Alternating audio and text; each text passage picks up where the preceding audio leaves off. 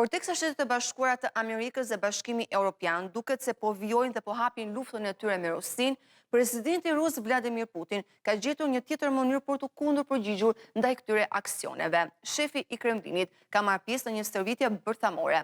Ndoshta një stërvitje e planifikuar, ndoshta një mesazh për perëndimin.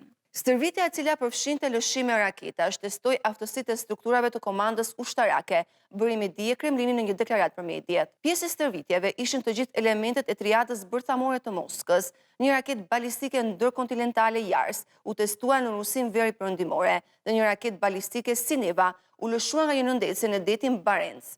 Stërvitjet përfshinin gjithashtu bombardues strategjik Tu-95 që lëshonin raketa lundrimi me rreze të gjatë veprimi. Por krahas Rusisë, një stërvitje bërthamore është duke kryer dhe Aleanca Euro-Atlantike, në stërvitjen bërthamore të quajtur Steadfast Nun, e cila po zhvillohet në Holand.